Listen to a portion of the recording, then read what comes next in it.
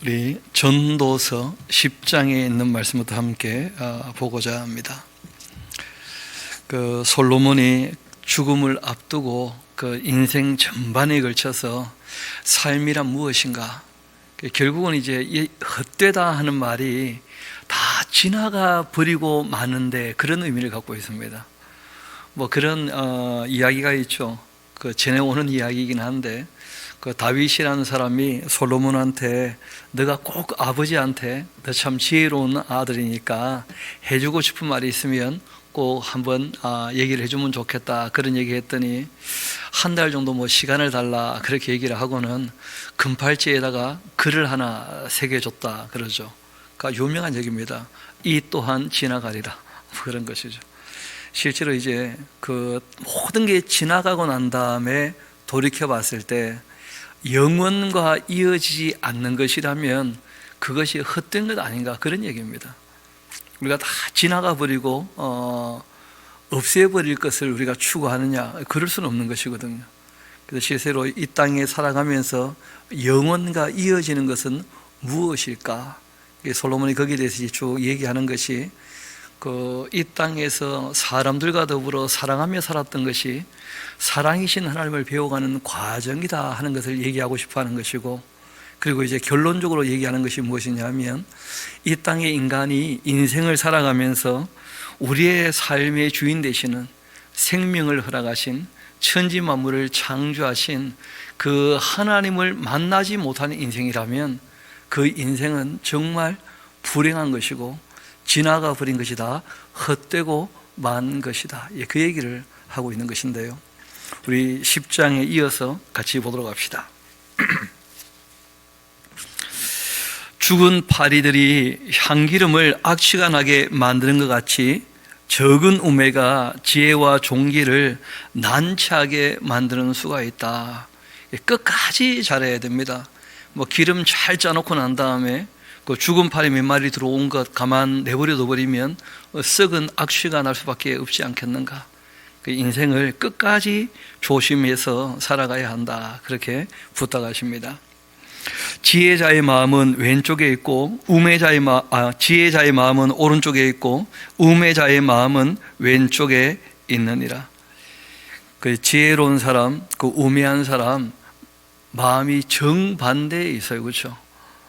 오른쪽, 왼쪽 그렇게 되어 있는데 실제로는 가까운 것처럼 보이지만 방향이 전혀 다르다, 그런 뜻이기도 합니다. 우매한 자는 길을 갈 때에도 지혜가 부족하여 각 사람에게 자기가 우매한 것을 말하느니라. 그 어리석은 것을 자랑스럽게 얘기하는 사람이 있다는 겁니다. 주권자가 너에게 분을 일으키거든 너는 너의 자리를 떠나지 말라. 공손함이 큰 허물을 용서받게 하느니라. 하나님의 징계가 임하게 될 때 도망가거나 대들거나 무시하거나 그래서는 안 되는 것이죠. 그 순히 받으면 그러면 이제 용서되어지고 회복도 있게 되는 것입니다. 내가 해 아래에 한 가지 재난을 보게 되었는데 곧 주권자에게서 나오는 허물이라.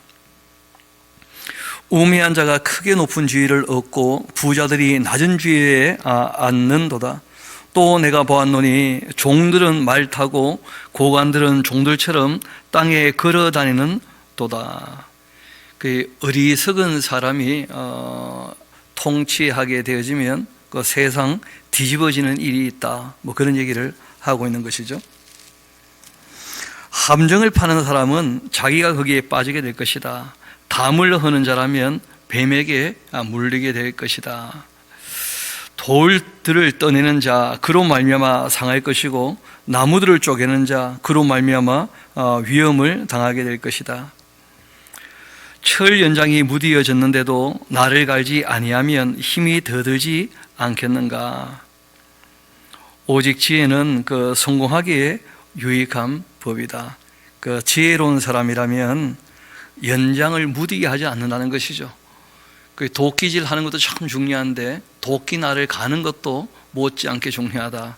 그 계획을 하고 인생을 살아가라, 그런 권유를 하고 있는 것이고, 또 앞에 쭉 말씀하셨던 그 내용들은 사람이 스스로 함정을 파고 빠지지 않도록 남을 해코지 않을 마음 갖지 않게 담을 헐 때도 조심을 해야지, 그러지 않으면 뱀에게 물린다. 다 그런 것이죠. 그 일을 할 때 조심하지 않고 주의하지 않으면 그 일한 것 때문에 오히려 해를 받는 일이 벌어질 테니까 우리가 이왕이면 유익하고 도움되는 일을 해야지, 결국 자기의 손해가 돌아올 일들은 안 하니만 못하지 않는가, 그런 것이죠. 11절 이어봅시다. 주술을 베풀기 전에 뱀에게 물렸다면 그 술객은 소용이 없느니라.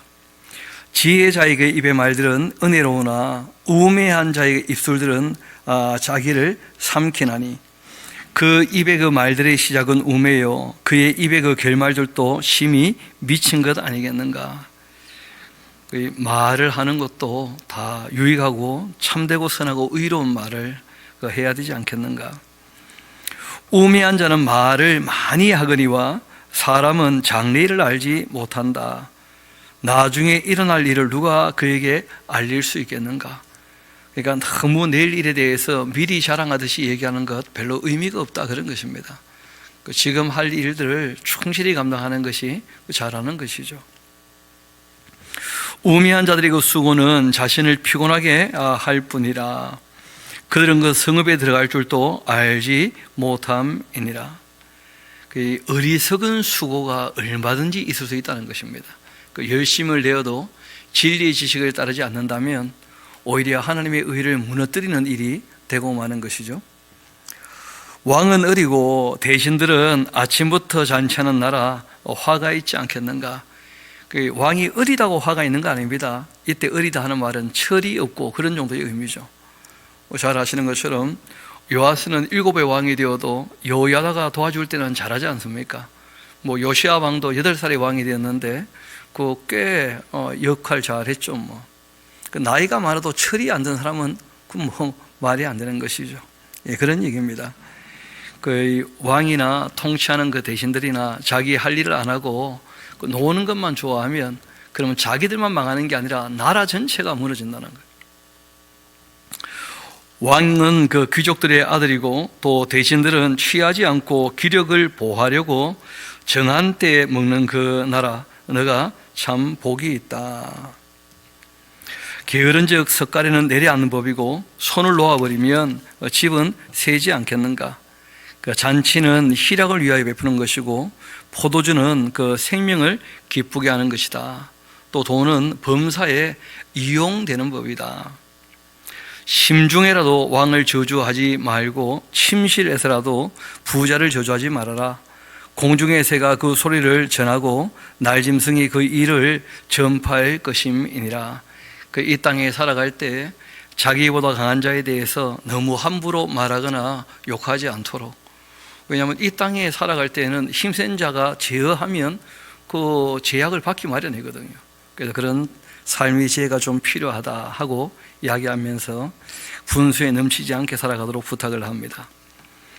11장 이어봅시다. 너는 너의 떡을 물 위에 던져라. 여러 날 후에 도로 찾게 될 것이다. 7에게나 8에게나 나누어 주어라.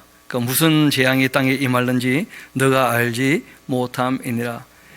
떡을 물 위에 던져라, 또 7, 8에게 나누어 주어라 하는 것을 어떤 분은 이게 투자하는 방법이다 이렇게 얘기하시는 분도 계시는데, 정통적으로는 구제에 대한 이야기입니다. 선한 사업을 하고 필요한 사람에게 나누어 주게 되면 너도 어려울 때 누군가에게 도움을 받게 될 거다, 그런 의미로 말씀하신 거죠.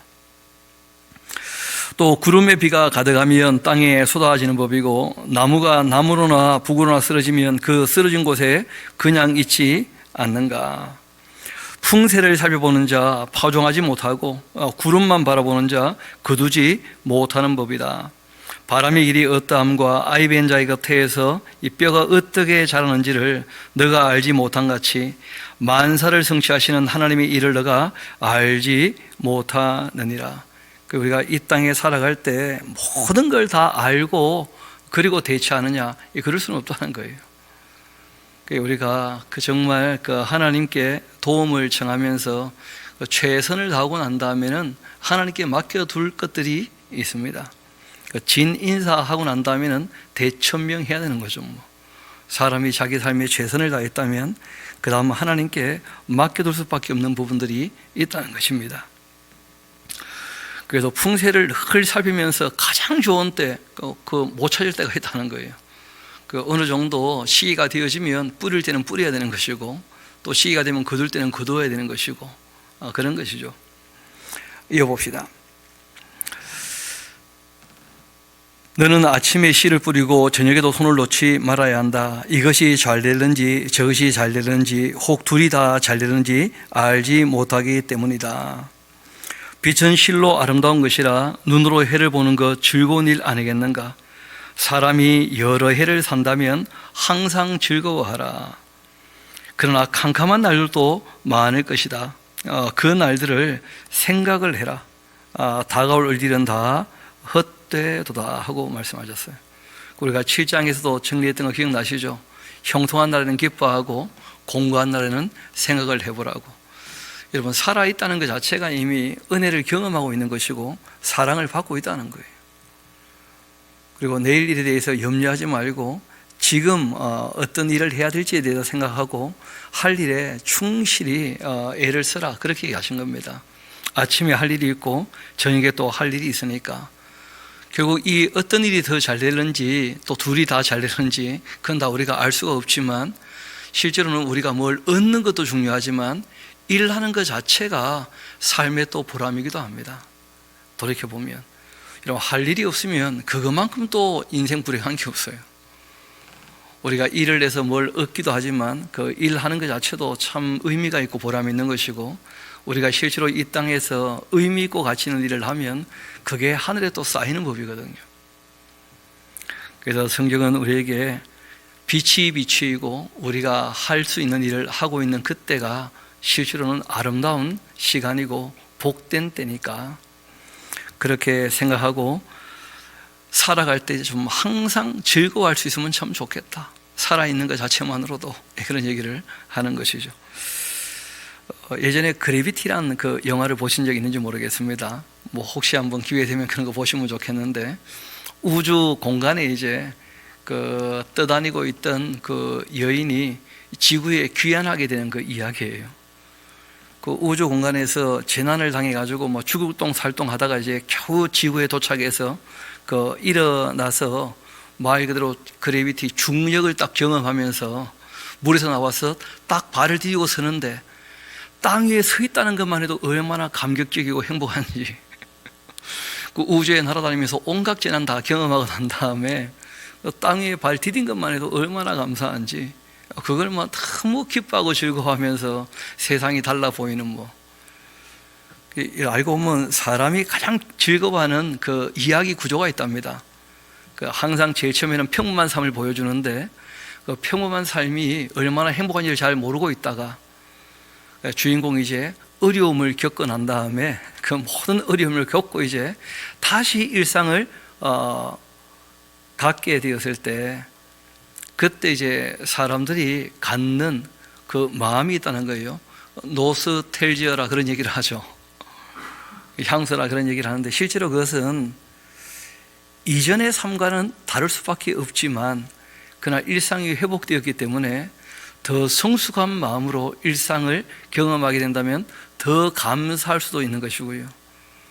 또 바뀐 세상에 적응 못하면 참 돌아와도 힘들고 어렵게 되는 것인데, 성경은 우리에게 말씀하십니다.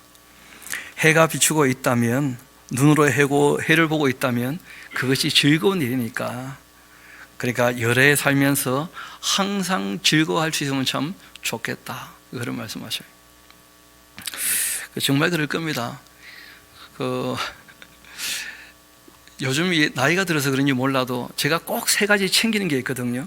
그게 이제 열쇠 몇 개 딱 가지고 있는 것하고, 그리고 이제 요즘에 휴대폰 꼭 챙겨야 되죠. 그리고 이제 제 주민등록증하고 사진 몇 장 들어있는, 그리고 카드 몇 개가 있는 그 지갑을 제가 꼭 주머니에 넣고 다니거든요. 그런데 아침에 나오는데 보니까 지갑을 분명히 넣었는데 없는 거예요. 몇 번 집에 뒤져보고 사무실 뒤져보고 너무 없는 거예요. 그래서 이걸 내가 언제 걸어가다가 흘렸나, 누가 또 들고 왔나, 들고 왔으면 돈만 빼내고 난 다음에 근처에 쓰레기통에 버렸나 해가지고 또 쓰레기통 몇 개를 또 열어봤어요. 제가 길 가면서 제가 잠깐 차에서 내렸던데 다 주변 다 살펴보고, 제발 좀 지가만 있으면 좋겠다 싶었는데 진짜 안 보이더라고. 그래가지고 차에도 바닥을 봐도 없고 앞을 봐도 없고 해가지고 이제 도무지 안 되겠다 해서 이제 의자를 뒤로 쫙 밀어서 다시 앞으로 당겼는데 그 사이에 끼어 있었던 모양이라 탁 튀어 올라오더라고요. 처음에는 그 지갑만 있으면 좋겠다 싶은데 지갑 딱 생기니까 마음이 아까하고 똑같은데 너무 달라지는 거예요. 처음에는 카드도 있으니까 뭐 신고를 해야 되나 말아야 되나 뭐 별별 생각 다 들더니, 다 가져가도 사진하고 주민등록증만 좀 돌려주면 좋겠다 뭐 별 생각 다 들었거든요. 근데 뭐 원상복귀만 되니까 너무 기분 좋은 거예요. 그 2시간 지나니까 너무 당연한 거예요. 또 2시간 지나니까 성경이 우리에게 부탁합니다. 햇빛을 봤으면 항상 즐거워하시라. 그런 말씀을 하고 있는 거죠. 살아갈 때 캄캄한 날도 많을 겁니다. 그 날들을 경험할 때는 돌이켜보라는 거예요. 하나님은 이 두 가지를 병행케 하십니다. 그리고 이제 자신을 돌아보며 또 즐거워하게 하며 하나님께 한 걸음 한 걸음 더 나오기를 원하시는 것이고, 이제 9절부터가 이 결론에 이르는 말씀이에요. 이제 다 들어봤지 않느냐는 거예요. 뭘 들어봤느냐? 시간은 지나기 마련이고 사람은 죽음 앞에 서기 마련이라는 거예요. 이것을 아무도 거역할 수 없다는 거예요. 그래서 한 말씀 하십니다. 청년이여, 너의 어린 때를 즐거워하라. 그러니까 항상 좀 즐거워하라는 거예요. 항상 좀 기뻐하라 하신 것이죠. 너의 중년의 그 날들 마음에 기뻐하면서 마음에 원하는 길들과 내 눈이 보는 대로 행하라. 어차피 시간은 돌이킬 수 없는데 자기가 남들 눈치 보면서 하고 싶은 걸 못 해봤다면 그것도 참 불행한 거죠. 그렇죠? 누가 끌끌하며 산다 그러잖아요. 그때 그거 해볼 걸 하면서. 그러니까 죄 짓는 것 아니라면 그 사람들이 이것저것 다 해볼 수 있는 거죠. 뭐. 그러나 한 가지 기억을 꼭 하라는 거예요. 어떻게 하든지 다 허락된 것처럼 보이지만 하나님이 이 모든 일로 말미암아서 너를 심판할 줄을 알면서 행하라는 거예요.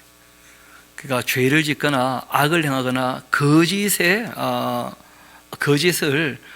말하거나 또 따르거나 어리석게 살지는 말고 젊을 때 너가 하고 싶은 거 다 해보면서 살아가라. 그런 부탁을 하신 거예요. 그런즉 근심이 너의 마음에 떠나게 하며 또 악이 너의 몸에서 물러가게 하라.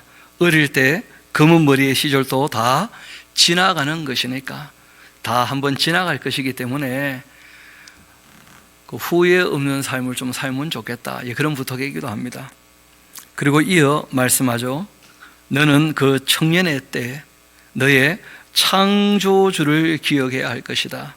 너의 인생의 주인이 너라는 착각에 빠지지는 말아라. 너가 살았던 모든 삶에 대하여 평가가 있다는 것은 꼭 기억하고 하고 싶은 거 하라는 거예요. 공고한 날이 이르기 전, 나는 아무 낙이 없다고 할 해들이 가깝기 전, 해와 빛과 달과 별들이 어둡기 전, 비 뒤에 구름이 다시 일어나기 전에 창조주를 꼭 기억해야 한다.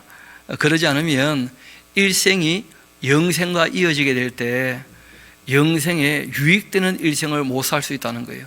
창조주를 기억하지 못하면 마음에 원하는 걸 다 해봤지만 헛될 수밖에 없는 인생을 살 것인가, 아니면 하나님을 염두에 두면서 젊을 때 자신이 정말 하기를 원했던 것과 또 해야 될 것들을 해나가면서 영혼을 준비하며 살았던가. 그는 주님 앞에 가면 큰 차이가 날 겁니다. 천국과 지옥으로 차이가 나기도 하고요. 큰 상이 있는 사람이 있는 반면에 그 벌을 받는 사람도 있겠죠. 뭐. 해와 빛과 달이 별들이 어두워지기 전, 비 뒤에 구름이 다시 일어나기 전 창조주를 기억하며 살아가라. 이제 모든 것이 끝나는 날, 그런 날에는 집을 지키던 자들이 떨게 될 거다. 두 손도 벌벌벌 떨 때가 온다는 거예요. 힘이 있던 그 허리가 굽어질 때가 옵니다. 맷돌질 하던 그 이가 하나둘 빠지기 시작합니다. 그리고 뭐 씹어 먹는 게 그칠 때가 오는 거죠.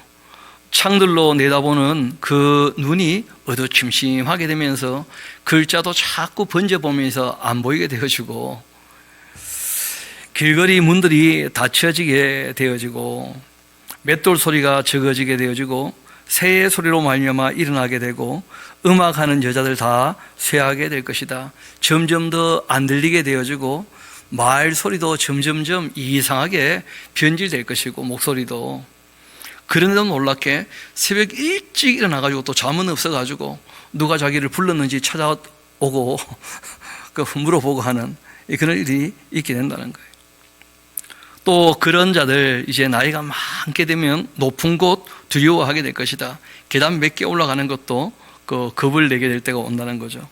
길에서 놀라게 될 거고, 살구나무가 그 하얀 꽃이거든요. 머리카락이 하얗게 그 꽃이 피게 될 것이고, 메뚜기도 짐이 되는 것처럼 다리를 끌고 다니거나 아니면 아주 가벼운 것도 무겁게 여겨지는, 그리고는 온갖 정욕이 다 그치게 될 때가 온다. 이렇게 되면 이제 사람이 자기의 영원한 집으로 돌아가게 되는 것이고, 조문객들이 거리에 왕래하게 되게 되고, 은줄이 풀리고 금그릇 깨어지고 항아리가 생겨서 깨지고 바위가 우물 위에 깨지고 흙은 여전히 땅으로 돌아가고 영은 그것을 주신 하나님께로 돌아가게 될 것인데, 그 전에 반드시 창조주를 만나야 된다는 거예요. 그 창조주를 기억하라, 그렇게 부탁을 합니다. 전도자가 이르되 헛되고 헛되다, 모든 것이 헛되도다. 그러니까 영생으로 이어지지 않는 삶이라면, 이 땅에서 사랑을 배우지 못했다면, 사랑이신 하나님을 만나지 못했다면, 그러면 그 사람의 일생은 영생과 이어지지 않고 영벌을 받게 될 것이니까 헛된 삶이 아니겠는가, 그렇게 말씀하신 것이죠. 전도자는 지혜자이어서 여전히 백성에게 지식을 가르쳤고, 또 깊이 생각해보고 연구하여서 자문을 많이 지었고, 그 자문을 우리가 또 자문에도 다 읽어봤었죠, 그렇죠? 전도자는 힘써 아름다운 말들을 고하였나니 진리의 그 말씀들을 정직하게 기록하였다. 지혜자들의 그 말씀들은 찌르는 책짓들 같고, 회중의 스승들의 그 말씀들은 잘 박힌 목 같으니 다 한 목자가 주신 바다. 선한 양심에 따라 하는 말이라면 다 한 목자께도 주신 것이죠. 그래서 기록된 율법도 주셨지만 실제로는 문자화되지 않았지만 불문법, 이 선한 양심이라고 하는 그 마음에 새긴 법을 우리에게 다 허락해 주셨죠. 다 한 목자가 주신 것입니다. 내 아들아, 또 이것들로부터 경계를 받아야 한다. 무엇으로 경계를 받아야 되느냐 하면, 많은 책들을 짓는 것 끝 없고 많이 공부하는 것 몸을 피곤하게 하는 것처럼 여겨지지만, 그러나 끝까지 책을 놓지 말고 공부를 하라는 거예요. 그것이 늘 너의 삶의 경계가 될 거라는 거예요. 도움이 될 것이고, 많은 사람들이 이런저런 생각을 정리해서 책을 짓게 되는데, 그 책들 다 도움될 만한 글들이 어딘가에는 다 한두 절 있는 것이죠. 제가 봤을 때 모든 구절이 다 도움되는 책이 있어요. 그 성경책입니다. 그럼 반드시 봐야겠죠. 그것 이외에도 우리가 이런저런 많은 글들을 좀 보면 다른 사람의 그 생각들을 우리가 좀 들을 수 있고 배울 수 있는 것이죠. 어떤 분은 이걸 또 오해해서 많이 공부하는 것, 몸을 피곤하게 하는 거니까 공부하지 마라, 이런 얘기를 하는데 전혀 그런 뜻으로 한 얘기가 아닙니다. 그 앞에 나오지 않습니다. 나오지 않습니까? 내 아들아, 또 이것들로부터 어떻게 하라고요? 경계를 받아라. 이것들이 뭐냐? 책들 짓는 거 끝이 없어 보이고 공부하는 거 피곤해 보이겠지만, 그러나 책을 보고 또 누군가에게 정말 유익되는 말을 좀 남기고 그렇게 인생을 살아가야 한다, 그렇게 말씀하신 겁니다. 일의 결국을 다 들었으니까 하나님을 경외하면서 그 명령들을 지켜야 한다. 이것이 모든 사람의 본분이기 때문이다 하고 말씀하신 겁니다. 하나님은 모든 행위, 모든 은밀한 일, 선악간에 심판하시는 분이시다. 이게 이제 이 전도서의 결론 중의 결론인 것이죠. 이 모든 이야기를 한 이유가 여기 있는 것입니다. 그래서 하나님께서 사람 마음에 그 양심을 새겨주기 때문에 열심히 공부하고 책을 읽고 또 누군가에게 읽을 만한 것, 들을 만한 것 좀 남겨두기도 하고 그렇게 해야 될 것인데, 중요한 것은 하나님을 경외하는 마음, 그리고 하나님의 말씀을 지켜 사는 것, 이것이야말로 사람의 본분이다, 그런 말씀하신 거예요. 그래서 우리가 이 기록되어 있는 신앙과 생활에 대한 말씀과 함께 또 하나님이 내신 그 하나님의 창조 세계에 대한 이 창조 원리를 알아가는 과학이라는 것도 우리가 공부를 좀 해야 되겠죠, 그렇죠? 합리적으로 좀 살아가려면. 그리고 또 사람들에게 많은 윤택을 주는 그 여러 가지 하나님이 내신 법칙들을 잘 활용하면 삶이 많이 풍요로워지거든요. 그런 거 우리가 연구하고 공부하고 또 사람들에게 유익 끼치는 분들에게 당연히 고마워해야죠. 여러 가지로. 또 우리가 역사를 공부하면 앞으로 어떻게 해야 될지도 다 배우게 되는 것이니까, 그래서 이 성경을 우리가 꼭 중심에 놓고 과학과 함께 그 역사 그리고 미래까지 우리가 좀 내다봐야 됩니다. 요한계시록을 보면서 미혹당하지 않으려면 실제로 미래가 어떻게 될 것인가 하는 것도 성경을 통하여 좀 예측해 가면서 그 인생을 살아가야 될 것입니다. 안 그러면 쏘가도 쏘은 줄 모르고 살 것이기 때문에 그러한 것이죠. 우리가 전도서까지 쭉 보게 되었는데 기억나시죠? 우리가 어디서 이렇게 왔는지. 그래서 제가 짤막하지만 쭉 한번 다시 말씀을 드리겠습니다. 이 솔로몬이라는 사람이 거기 보면 다시 한번 조금 올라가 봅시다. 거기 보면 그 10절 같이 한번 봅시다. 12장 10절. 전도자는 힘써 아름다운 말들을 구하였다. 또 진리의 그 말씀들을 정직하게 기록도 하였다. 그런 말씀을 하셔요. 그래서 우리가 그 오경이라고 하는 그 책을 우리가 다루게 될 때 그 실제로 히브리어로 이것이 언제 정리가 되었을까 하고 이제 우리가 고민을 할 때 1차적으로는 다윗과 솔로몬 때 한번 정리되지 않았겠는가 그렇게 여겨지고, 그리고 이 내용에 대해서 이제 잘 아시는 것처럼 그 이스라엘 백성들이 이제 역사가 진행되면서 역사가 기록도 되지만 예언자가 외치게 돼 있고 거짓 예언자도 많이 외쳤거든요. 그러다가 이제 북왕국은 압수르에 무너지고 남왕국은 바벨론에 무너지고 난 다음에 70년이 차서 이제 1차 포로 귀환이 있었지 않습니까?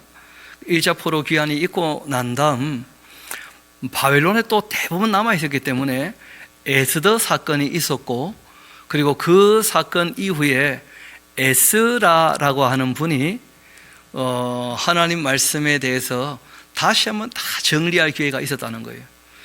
그래서 지금 우리가 보고 있는 이 구약 성경 거의 대부분이 그때 정리되었다고 봅니다. 왜냐하면 바벨론의 모든 문서가 다 글로 이제 모이게 되었었거든요.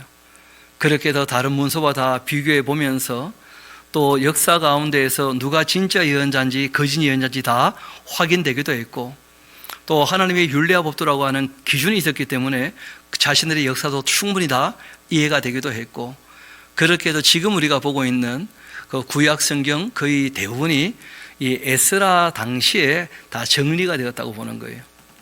그래서 창조주 하나님에 대하여 증언한 내용들, 그리고 인간이 타락한 이후에 이 땅이 어떻게 저주받았고 멸망했는지에 대한 내용이 나오고 난 다음에 사람의 가장 근원적인 죄악이 크게 두 가지가 있는 것이죠.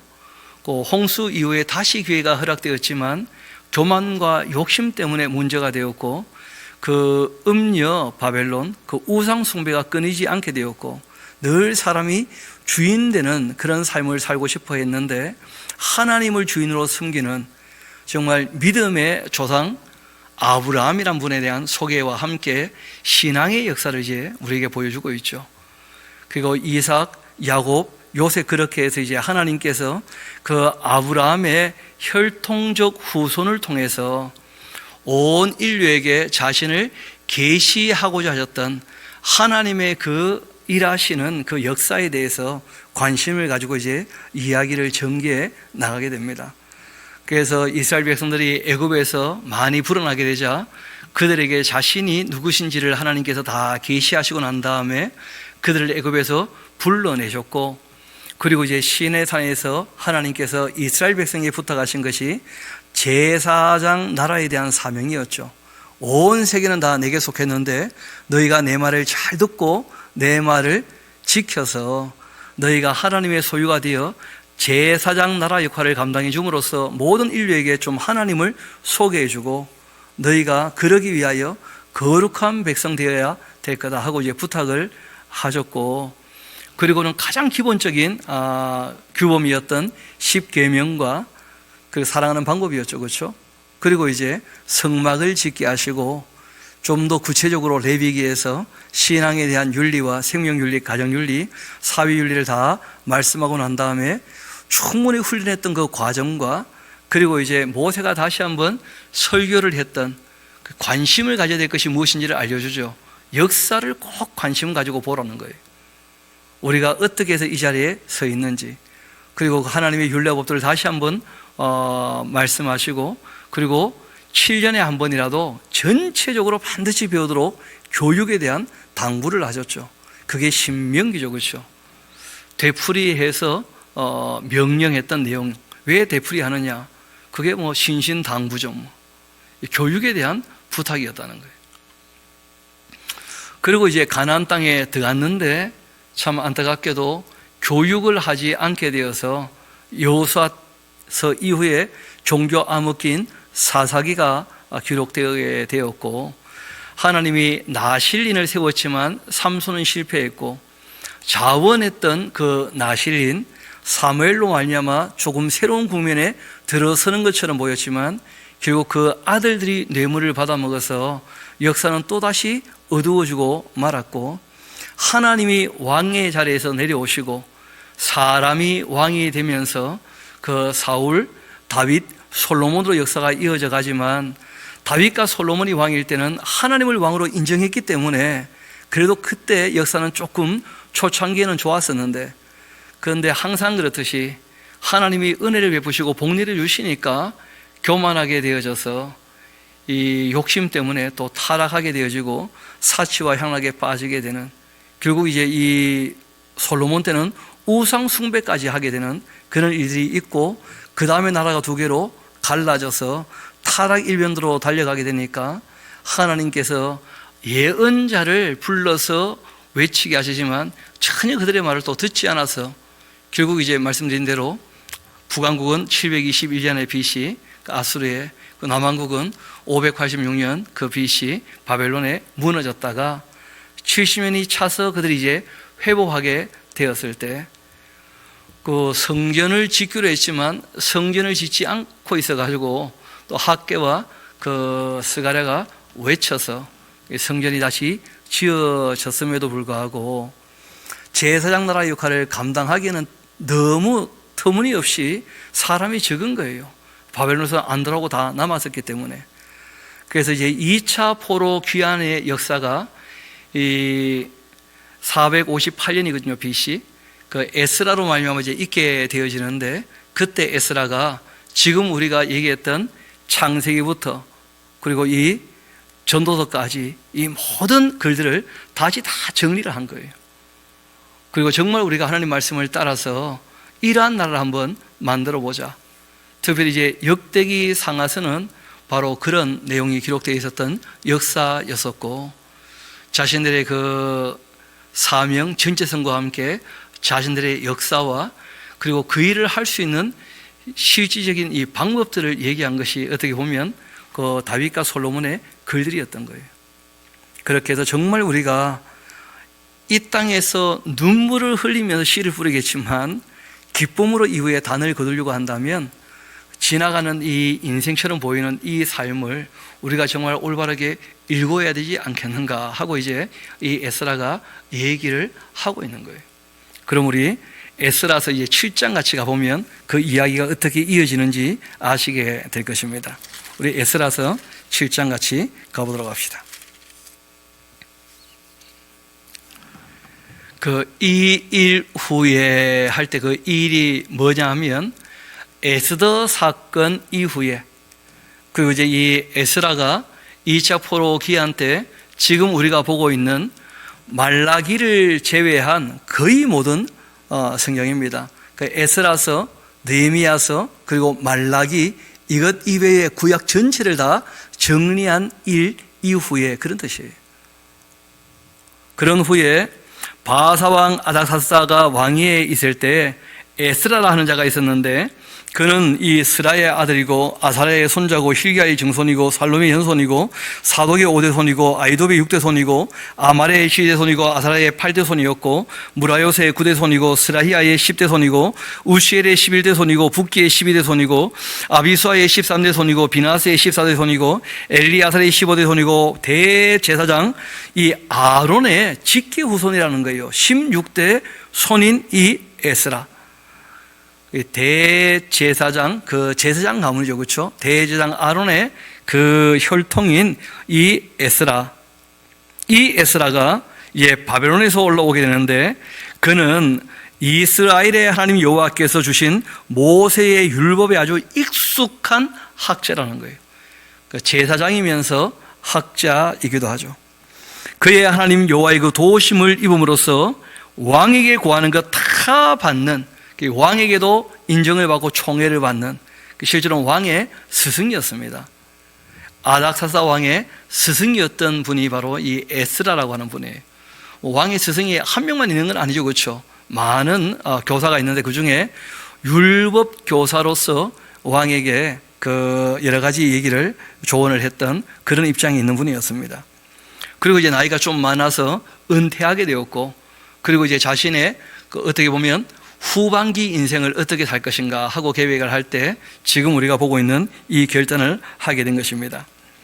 왕이 구하는 것을 다 받는 사람이었는데 편하게 거기에 있기를 원치 않고 아닥사스다 왕 제7년 그 이스라엘 자손과 제사장들과 레위 사람들과 노래하는 자들과 문지기들과 느디님 사람들 중에 몇 사람이 예루살렘으로 올라올 때에 이 에스라가 그 인도자가 되어서 함께 올라오게 되었다는 거예요. 이게 이제 2차 포로 귀환의 역사입니다. 아닥사스다 왕 제7년 다섯째 달, 그때 이제 올라오게 되는데 첫째 달 초하루에 바벨론에서 길을 떠났고 하나님의 그 선한 손의 도우심을 입어서 다섯째 달 이 초하루 예루살렘에 이르게 됩니다. 그 원래 길에 비해서는 조금 지체가 된 거예요. 아주 빨리 혼자 다니면 한두 달이면 올 수 있고, 여러 사람 움직여도 한 세 달 정도면 충분히 올 수 있는 거리인데 여러 가지 좀 오는 중에 어려움이 있었다는 것을 알 수가 있습니다. 그렇게 넉 달 만에 이르게 되는데, 여러분 10절이 아주 중요합니다. 그 박스 쳐놓으시고 같이 한번 읽어봐도 괜찮겠는데요. 에스라가 여호와의 율법을 연구하여 준행하면서 율례와 규례를 이스라엘에게 가르치기로 결심하였다는 거예요. 성경 어디에도 의지적으로 성경을 가르치기로 결심한 사람이 없었었다, 여태까지. 여호수아 때부터 시작해서 여태까지. 그런데 이 에스라가 최초로 본인이 율법을 열심히 연구하면서 준행하면서 이 율례와 법도를 가르치기로 결심한 사람이었다는 거예요. 이 최초의 인물입니다. 모세가 하나님 말씀을 가르치라고 당부하고, 그리고 뭐 거의 한 950년 만에 결심이 서게 된 거예요. 참 오래 걸린 거죠, 어떻게 보면.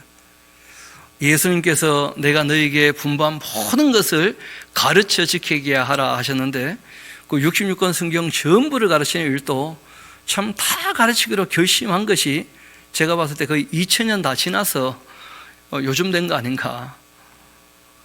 누구 하나 성경은 처음부터 끝까지 다 읽고 듣고 배워서 가르쳐야 된다, 그렇게 잘 안 하는 것 같아요, 보니까. 고맙게도 그 에스라 하우스를 세웠던 그 노우호 목사님, 그 1977년에 그 순두리 목장에서 제일 처음 이제 성경, 그때는 행하면서 가르친다 이게 아니고 한번 읽어나 보자, 성경이라는 책 자체를. 그렇게 이제 시작을 했어요. 여러분도 혹시 그런 거 들어보신 기억이 있을지 모르겠습니다. 성경 통독 이런 말 들어보신 적이 있죠. 읽어보자. 읽어보는 것 가지고 안 됩니다. 다시 한번 그거 봅시다. 10절 박스를 쳐놓고, 에스라가 여호와의 율법을 연구하고 준행하면서 율례와 규례를 이스라엘에게 가르치기로 결심했다는 거예요. 가르치기로. 그리고 이제 이 바울도 모든 목회자가 해야 될 것이 딴 게 아니다. 읽어주는 것과 권면하는 것과 함께 반드시 어떻게 하라는 거예요? 다 가르쳐야 된다는 거다. 여호와의 그 계명의 말씀과 이스라엘에게 주신 그 율례 학자요, 또 이 학자 겸 제사장인 에스라에게 아닥사스다 왕이 내렸던 조서의 초본이 아래와 같습니다. 모든 왕의 왕 아닥사스다는 하늘의 하나님의 그 율법의 완전한 이 학자 겸 제사장 에스라에게 조서를 내린다.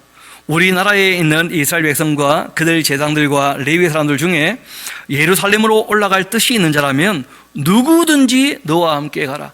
그러니까 의지만 있으면 누구든지 돌아올 수 있었다는 거예요. 그런데 안타깝게도 그렇게 마음을 일으켜 에스라와 함께 돌아온 사람은 그 극소수였습니다.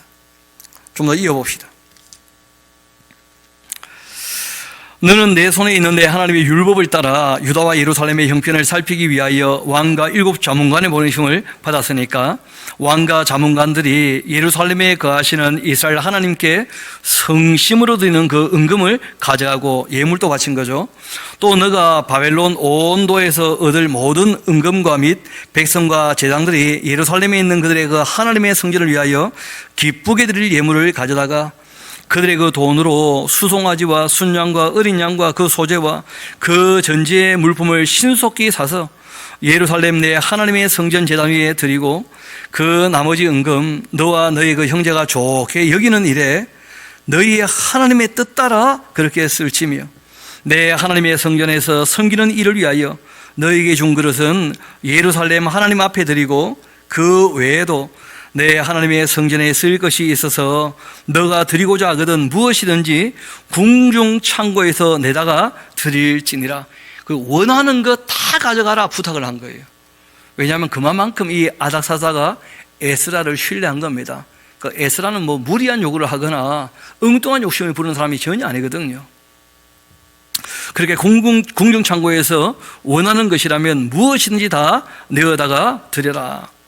나곧 아닥사스다 왕이 유브라데강 건너편 모든 창고직에게 또 조서를 내려 이르기를 하늘의 하나님의 그 율법 학자 겸 제사장 에스라가 물은 너희에게 구하는 것 신속히 시행하되 은은 100달란트까지 밀은 100고르까지 포도주는 100바까지 기름도 100바까지 하고 소금은 정량 없이 그렇게 해라. 무릇 하늘의 그 하나님의 전을 위하여 하늘의 하나님이 명령하신 것 삼가 행하라. 어찌하여 진노가 왕과 왕자의 그 나라에 임하게 하랴. 내가 너희에게 이르노니 제사장들이나 레위 사람들이나 노래하는 자들이나 문지기들이나 느디님 사람들이나 혹 하나님의 성전에서 일하는 자들에게 조공과 관세와 통행세를 받는 것 옳지 않다. 그렇게 하였노라. 그리고 에스라여, 너는 너의 손에 있는 내 하나님의 그 지혜를 따라 내 하나님의 율법을 아는 자를 법관과 재판관 삼아 강 건너편 모든 백성을 재판하게 하고 그 중에 알지 못하는 자 너희가 가르치도록 그렇게 해라. 물론 너의 하나님의 그 명령과 왕의 명령을 준행하지 아니하는 자 속히 그 죄를 정하여 혹 죽이거나 귀양 보내거나 가산을 몰수하거나 옥에 가둘지니라. 그렇게 왕이 그 명령을 한 겁니다. 그래서 이 아닥사스다 왕의 조서를 이제 이 에스라가 받아가지고 오게 되는 것이죠. 우리 조상들의 하나님 여호와를 송축할지로다. 그가 왕의 그 마음에 예루살렘 여호와의 그 성전을 아름답게 할 뜻을 두시고 또 나로 왕과 그 보좌관들 앞과 왕의 권세에 있는 모든 방백 앞에서 은혜를 얻게 하셨도다. 내 하나님 여호와의 그 손이 내 위에 있음으로써 내가 힘을 얻어 이스라엘 중에 우두머리들을 모아 나와 함께 올라오게 하였노라 하면서 이 에스라가 함께 올라왔던 사람들 이야기를 쭉 하고 있는데 그 8장을 좀 읽어보면 그 숫자들이 쭉 나오거든요. 그 족장과 함께 숫자들이 나오는데 그 읽어볼 때 좀 눈물 날 만큼 말씀드렸죠. 좀 소수였다. 그뿐 아니라 이 에스라는 지금 성경을 가르칠 마음이 충만한데 함께 그 율법에 익숙해서 율법을 가르치게 될 레위인들 중에 따라 나서는 사람이 아무도 없는 거예요. 따라 나서는 사람이. 왜냐하면 이 에스라가 나올 때가 BC 458년이라 그랬잖아요. 그리고 그들이 이제 잘 아시는 것처럼 586년에 이제 삼좌포로로 잡혀왔으니까 그때로부터 한 180년 가까이 지났으니까요. 그러니까 그 사람들 입장에서는 이미 거기에 먹고 살 길이 다 열려 있는데 그걸 다 포기하고 아무 보장이 없는 예루살렘으로 온다는 것, 그 쉬운 일이 아니었다는 거예요. 레위인들 입장에서는. 또 레위인들은 돌아가 봤자 자기 기업이란 땅도 하나도 없잖아요. 11조로 이제 먹고 살아야 될 텐데 그 11조를 하고 있다는 아무런 보장도 없는 그런 입장이었습니다. 그래서 참 이 에스라가 어렵게 이제 그들을 이끌고 오게 되는 그런 내용들을 우리가 보게 될 텐데 8장 한번 읽어드리겠습니다. 아닥사다 왕이 왕위에 있을 때에 나와 함께 바벨론에서 올라온 족장들과 그들의 그 계보는 이러하다. 비나스 자손 중에서는 게르솜이고 이다말 자손 중에서는 다니엘이고 다윗 자손 중에서는 하투스고 스가냐 자손 곧 이 바로스 자손 중에서는 스가랴니 그와 함께 족보에 기록된 남자는 150명이다. 바암모압 자손 중에서는 스라히아이가 아들 요에넨이 그와 함께 있는 남자는 200명이었다. 스가냐 자손 중에서는 아시엘이가 아들이었는데 그와 함께 있는 남자는 300명. 아딘 자손 중에서는 요나단이가 아들 에벳인데 그와 함께 있는 남자 50명. 엘람 자손 중에서는 아달리아이가 아들 여사야니 그와 함께 있는 남자는 70명. 스바냐 자손 중에서는 미가엘이가 아들 스바냐니 그와 함께 있는 남자 80명. 또 요압 자손 중에서는 여예레가 아들 오바다니 그와 함께 있는 남자 280명, 218명. 또 이 슬로밋 자손 중에서는 요샤이가 아들인데 그와 함께 있는 남자 160명. 베베 자손 중에서는 베베가 아들 스가랴니 그와 함께 있는 남자 28명. 아스갓 자손 중에서는 핫가다니가 아들 요하나니니 그와 함께 있는 남자가 110명. 또 아도니가메가 자손 중에서 나중된 자의 그 이름은 엘리벨렉과 또 여엘과 스마야인데 그와 함께 있는 남자는 60명. 비고의 자손 중 이 우데와 사보시니 그와 함께 있는 남자는 70명이었다. 제가 다음 더해보니까 1754명밖에 안 돼요. 이 그리 많은 숫자가 아니죠. 요즘 우리나라 그 코로나 확진자가 하루에 한 1800명 그쯤 된다는데 딱 그 정도 숫자밖에 안 되는 거죠. 문제는 이들 중에 레위는 또 하나도 없었다는 거 아닙니까? 그래서 거기 이제 플러스에서 레위인을 더하게 될 텐데 15절 봅시다. 내가 무리를 아와로 흐르는 강가에 다 모으고 거기서 30일 동안 이 장막에 머물면서 이 백성과 제당들을 다 살펴보았는데 그러니까 4달 걸린 이유 중에 한 달 정도를 그 아와 강가에 머물러 있었기 때문이었는데요. 이유는 그 중에 레위 자손은요 한 사람도 없었기 때문이었다. 그런 얘기를 해요. 이 모든 족장 곧 이 엘리에셀과 이 아리엘과 또 스마야 또 이 엘라단 이 야립 엘라단과 나단과 스가랴와 무슬람을 부르고 또 명철한 사람 요아림과 엘라단 불러가지고 가시바 지방으로 보내요. 그곳 족장 이또에게 나아가게 하고 또 이또와 그 형제 곧 이 가시바 지방에 사는 느디임 사람들에게 할 말을 일러주고 우리 하나님의 성전을 위해서 섬길 자를 좀 데리고 오라 그렇게 했더니 우리 하나님의 선한 손의 도우심을 입어서 그 여태까지 잘 안 나왔던 표현 중에 하나죠, 그렇죠? 그 에스라부터 쓰는 말인데 어떤 일이 될 때마다 하나님의 선하신 손이 우리를 도와주셨다. 원래 그 에스라 이름의 뜻이 뭐냐면 여호와께서 도우신다 그런 뜻이에요. 그래서 이분은 자기 이름이 그래서 그런지 몰라도 어떤 일이 될 때마다 여호와의 선한 손이 우리를 도우셨다 그렇게 얘기를 합니다. 또 그들이 그 이스라엘의 손자 레위의 아들 말리의 자손 중에 한 명치하는 사람을 데려오고 또 세레바와 그 아들과 형제 18명과 또 이 하사랴와 무라리 자손 중 여사야와 또 그 형제와 그 아들들 20명을 데려오고 다윗과 방백들 레위의 사람들을 섬기라고 준 느림 사람 중 성전 일꾼은 220명이었는데 그들은 모두 지명받은 이들이었다. 그때 내가 이 아와 강가에서 금식을 선포하고 우리의 하나님 앞에서 스스로 겸비하여서 우리와 우리 어린아이 또 모든 소유를 위하여 평탄한 길을 하나님께 간구하였었다.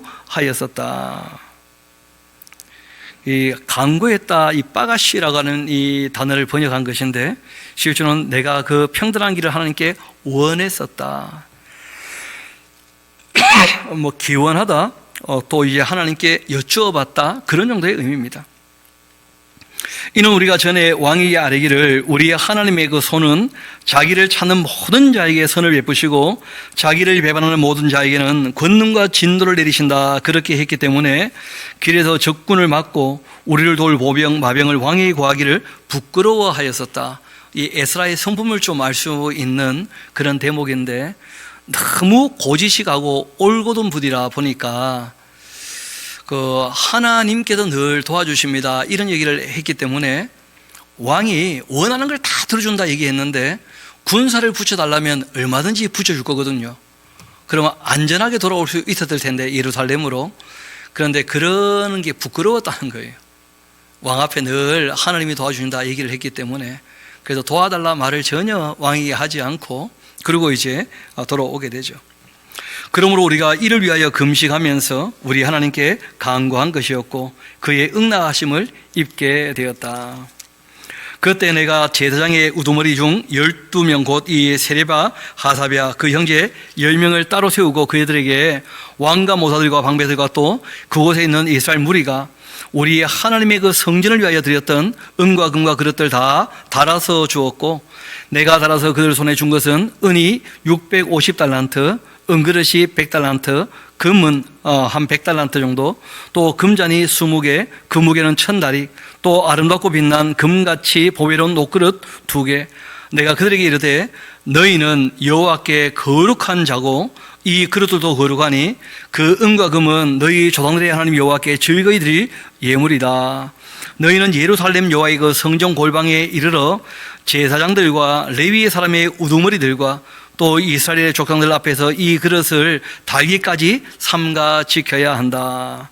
이에 제사장들과 레위 사람들이 은과 금과 그릇들 예루살렘 우리 하나님의 성전으로 가져가야 해서 그 무게대로 그렇게 받았다 하면서, 실제로 왕이 하나님께 예물을 바쳤었는데 그 예물을 관리하고 예루살렘까지 갖고 올 때 제사장이나 레위인이 없으면 그 참 골치 아플 거 아니에요. 그 거룩한 물건을 또 아무나 만지면 또 안 되는 것이었거든요. 그래서 에스라는 또 그런 거 율법으로 다 살펴봐서 알기 때문에 하나님의 그 성물은 그 레위 사람들이 그 감동해야 되는 것이니까 특별히 또 그렇게 사람들 더 모아서 그렇게 챙겨 왔던 것입니다.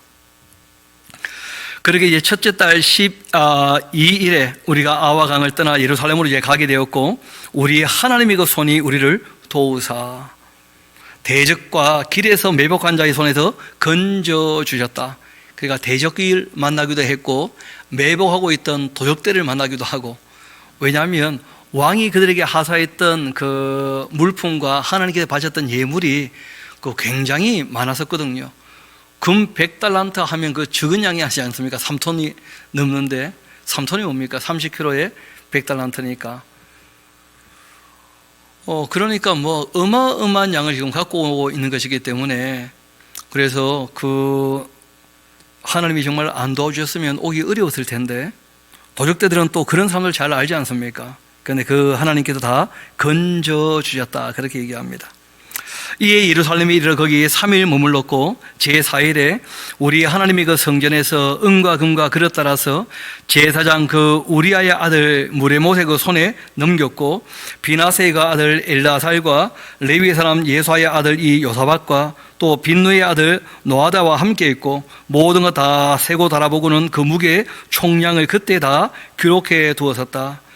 그렇게 사로잡혔던 자의 그 자손 곧 이방에서 돌아온 자들이 이스라엘의 하나님께 번제를 드렸는데, 이스라엘 전체를 위한 수송아지가 12마리, 또 순양이 96마리, 어린 양이 77마리, 또 속죄제의 순염소가 12마리, 모두 여호와께 드렸던 번제물이었다. 무리가 또 왕의 조서를 왕의 총독들과 유브라데강 건너편 총독들에게 다 넘겨주었고, 그들이 그 백성과 하나님의 성전을 그렇게 도와주었다 하면서 바벨론에서 이제 예루살렘 돌아왔을 때까지 이야기를 쭉 하고 있습니다. 그리고 이제 그 이 일 후 이렇게 뒤로 기록되어 있는데, 그 1월 달에 출발해서 5월 달에 도착했지 않습니까? 그리고 이제 4개월 정도 지난 다음 이야기예요. 그러니까 이때 이제 그 9월 달쯤 됐는데, 그 이스라엘 백성들이 그 9월 달은 우리 그 12월 달 정도 됩니다. 11월, 12월. 한참 겨울이 이제 됐을 때예요. 그러니까 에스라가 와서 한 4개월 정도 지나고 난 다음에 살펴보니까 자신이 지금 준행하고 가르치기를 원했던 율법을 가르칠 수 있는 전혀 그런 분위기나 입장이 아닌 것을 확인하게 됩니다. 바벨론에서 와서 이런저런 정비를 해봤는데 문제가 너무 많은 거예요. 문제가. 왜냐하면 이방 여자와 결혼했던 이 유대인들이 너무 많은 거예요. 그래서 이분이 이제 그 일을 어떻게 이걸 정리할 것인가 이 고민하면서 하나님 앞에 회개하는 내용이 이제 이어서 나오게 되는데, 우리 그 다음 이야기는 우리가 또 내일 아침에 이어서 함께 살펴보도록 그렇게 하시겠습니다. 기도하시겠습니다.